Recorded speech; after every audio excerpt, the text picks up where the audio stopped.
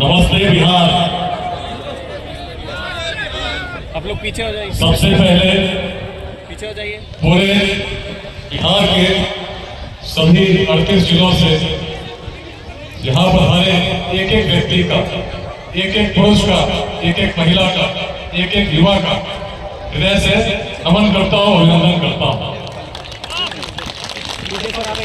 राष्ट्रकवि दिनकर की भूमि को नमन करता हूँ, अपने पूर्वजों की भूमि को नमन करता हूँ, माँ गंगा को नमन करता हूँ, मिथिला की भूमि को नमन करता हूँ, मिथिला भगत के संगम स्थली इस बेगूसराय जिले को नमन करता हूँ।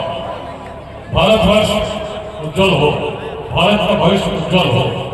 आज इस पूरे मैदान में, गणेश दत्त महाविद्यालय के इस मैदान में मंचासीन अतिथियों को अभिनंदन करता हूँ। एक उत्सव का माहौल है, एक क्रांति के उत्सव का माहौल है। ये पहला कार्यक्रम इस प्रकार का है जो राजनीतिक नहीं है, जो धार्मिक नहीं है, लेकिन बिहार को बढ़ाने के लिए सभी 38 जिलों से हजारों हजार की संख्या में आज लोग उपस्थित हैं इस धरती पर और एक ही संदेश लिए हुए हैं, नमस्ते बिहार। उस बिहार को नमस्ते जो प्राचीन काल में, जब रोड आज के जैसे नहीं थी, टेक्नोलॉजी आज के जैसी नहीं थी, सूचना के तंत्र आज के जैसे नहीं थे, व्यक्ति को व्यक्ति से जोड़ना जानती थी, इस रूप में जोड़ना जानती थी कि अफगानिस्तान के पार तक भारतवर्ष के अखंड साम्राज्य को हम स्थापित कर सके, हिमालय के उत्तर तक कर सके, दक्षिण में सागर तक तो कर ही सके थे, पूर्वोत्तर के भी पार तक कर सके। कैसा था वह बिहार जिसमें जब संसाधन नहीं थे हम उस अखंड भारत के साम्राज्य का निर्माण कर सके। कैसा था वह बिहार जिसमें जब पूरे यूरोप में न ऑक्सफोर्ड की कल्पना हुई थी, न कैम्ब्रिज की कल्पना हुई थी, विश्व भर से लोग पैदल चल के आने के लिए तैयार रहते थे। पूरे 1000 साल पहले सभी तिब्बत के लोगों ने सोना दान दिया था, मिलकर दिया था, और किसी युद्ध के लिए नहीं दिया था। केवल एक आचार्य को विक्रमशिला विश्वविद्यालय से तिब्बत की धरती पर आमंत्रित करने के लिए दिया था। कैसा सम्मान होता था जब पूरी मंडली चली तिब्बत से विक्रमशिला पहुंची, तो विक्रमशिला तो स्थापित थी, पूरे विश्व से लोग आते कम हो जाए, उन्होंने मना कर दिया। राजा लाल लामा बड़े परेशान हुए, लगा और राशि कैसे लाए, शायद राशि कम थी, आचार्यों की बात पर विचार था, और राशि लेने जब पहुंचे उन्हें पता नहीं चला कैसे खदानों की तलाश में नेपाल की सीमा में चले गए, और जब नेपाल की सीमा में गए तो नेपाल के शासकों ने बंदी बना दिया और शर्त रखी कि जो तिब्बतवासियों ने स्वर्ण इकट्ठा किया है उसको जब आप सुपुर्द करेंगे तभी आप लोग ब्याह करेंगे। राजा बड़े निराश हुए, पुत्र उनके सामने आए, राजा के पुत्र ने पूछा तो राजा ने कहा, जिस राशि को ज्ञान के लिए संग्रह हर तिब्बतवासी ने किया है उसको व्यर्थ नहीं जाने दो, इसको ज्ञान की भूमि बिहार की ओर भेजो, विक्रमशिला के आचार्यों से पुनः आमंत्रित करो। आपके कारण हमारे नरेश की क्या दुर्दशा हुई, और तब जब मंडली दोबारा आई 3 वर्ष लगे, तब जाकर आतिश दीपंकर श्री ज्ञान पैदल चलकर तिब्बत गए, और आज तिब्बती कहीं भी हो, पूरे विश्व में हो, भारत के किसी क्षेत्र में हो, उसी परंपरा का वाहक है जिसके बीच कभी विक्रमशिला ने बोए थे। बहुत शक्ति थी बिहार में। सोचिए उस काल में जब संसाधन नहीं थे, यदि हम अग्रणी थे पूरे भारतवर्ष में, अफगानिस्तान तक भी जाके जब संदेश बिहार का होता था। आज हमारी सोच कैसी हो गई, आज हमारी दृष्टि कैसी हो गई, आज हमारी स्थिति कैसी हो गई। क्या आज बिहार वैसा है जिस समय कोई जाते थे? आज एक समय ज्ञान के लिए लोग पूरे देश के देश स्वर्ण एकत्रित करते थे, लोग पैदल चल के आते थे। आज स्थिति क्या हो गई? शिक्षा की बात तो छोड़ दीजिए, कोचिंग के लिए लोग कोटा जाते हैं, और कोटा में शिक्षक भी बिहार का अधिकांश है, विद्यार्थी का अधिकांश है। आखिर ऐसी दुर्दशा क्यों हुई? कौन इसका जिम्मेदार है?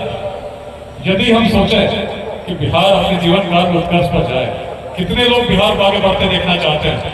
कितने लोग चाहते हैं कि बिहार में सभी लोगों को शिक्षा मिले? कितने लोग चाहते हैं कि बिहार में ही सभी लोगों को रोजगार मिले, किसी को बिहार से बाहर नहीं जाना हो? बिहार लेट्स इंस्पायर बिहार का पहला जनसंवाद है। संदेश यही है कि जाति, धर्म, संप्रदाय, लिंग भेद चीज़ों से ऊपर उठकर जब तक बिहार के हर जन को हर नाम, हर नगर में रहते हैं, हम नहीं जोड़ते तो बिहार 2047 तक एक विकसित प्रदेश नहीं होता। और बिहार को हम सभी चाहते हैं कि विकसित प्रदेश होने, इसलिए सभी को इन सभी छोटे छोटे वादों से जो व्यक्ति को व्यक्ति से तोड़ते हैं उससे हटकर सहयोग करना होगा। बिहार के लिए शिक्षा, समता, उद्यमिता मंत्र है, पूर्वजों की दृष्टि आधार है।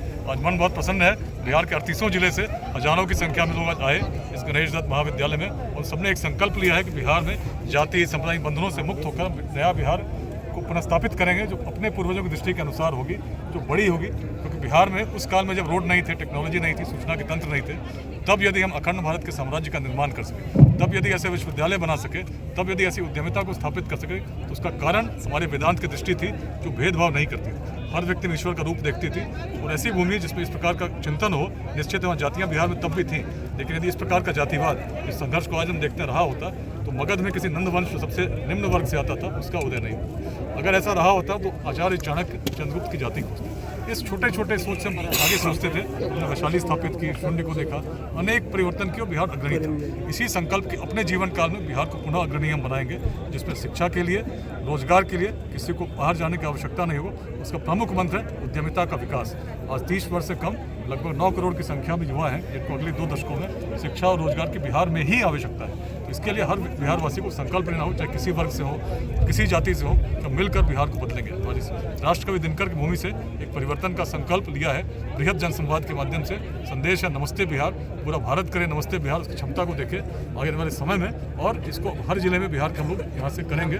20 जनवरी को आरा में हम लोग द्वितीय नमस्ते बिहार बृहद जनसंवाद करेंगे, और बिहार के सभी जिलों में करते हुए उद्देश्य है हर ग्राम, हर नगर के हर जन तक पहुँचना, गरीब हो, अमीर हो, किसान हो, युवा हो, और सबके साथ मिलकर एक नए बिहार का निर्माण करना जो अग्रणी हो और भारतवर्ष के उत्थान में अपनी भूमिका निभा रही है। क्या आपको लगता है कि बिना राजनीति में जाए ये कर पाना संभव होगा? देखिए, राजनीति एक माध्यम है, निश्चित मैं मानता हूँ, हमेशा कहता हूँ, अच्छे लोगों को, निस्वार्थ लोगों को, ईमानदार लोगों को राजनीति में आना चाहिए, इससे बड़ा परिवर्तन होगा। लेकिन उससे भी बड़े परिवर्तन की बात इसलिए कर रहा हूँ कि बिहार को बदलना है, और बिहार को बदलने के लिए केवल राजनीति से नहीं बदलेगा, सामाजिक परिवर्तन चाहिए। उसी प्रयास में मैं लगाऊं कि समाज के हर वर्ग को जागृत करूं और जगाऊं और बताऊं कि बिहार तब क्या था, अब क्या है, और तब कारण क्या थे, अब कारण क्या है। केवल राजनीतिक परिवर्तन से संभव नहीं है, इसके लिए सामाजिक परिवर्तन बृहद स्तर पर करना होगा। उसी की श्रृंखला का प्रारंभ आज हम लोगों ने बेगूसराय से किया है। क्या ऐसा देखा जाए कि निकट भविष्य में विकास में राजनीति में आएंगे? जो है वो जाति के ध्रुव पर ही घूम रही है, तो क्या कठिनाई यहाँ से? देखिए, मैं तो बिहार को जानता हूँ, और जानता हूँ बिहार के उत्थान का कारण यही था कि बिहार जाति से परे सोचती है। आज भी इसी संदेश को हर युवा, हर व्यक्ति तक पहुंचाने का प्रयास कर रहा हूं, क्योंकि आने वाला समय हमारा है, और यदि हम चाहते हैं बिहार उज्जवल हो, इससे ऊपर उठना होगा। जब संघर्ष करते रहेंगे तो आगे नहीं बढ़ सकते। सर, निकट भविष्य में विकास में राजनीति में आएंगे? क्योंकि मैं तो तन समर्पित, मन समर्पित और ये जीवन समर्पित चाहता हूँ। देश की भूमि तुझे कुछ और भी दूँ। पूरे समय जो मेरे पास जीवन में शेष है, समाज को देना चाहता हूँ, दे रहा हूँ। हर शनिवार रविवार जो परिवार को दे सकता हूँ, बिहार को इसलिए देता हूँ, बिहार नहीं बदला तो मेरा परिवार कैसे बदलेगा। मेरे मन में संकल्प है कि हर व्यक्ति को जोड़ूं, और जो मैंने बात कही, राजनीतिक बात नहीं की, सामाजिक परिवर्तन के लिए मैं ये कार्य करूँ। ठीक, थैंक यू। बिहार बदलना है कि नहीं बदलना है?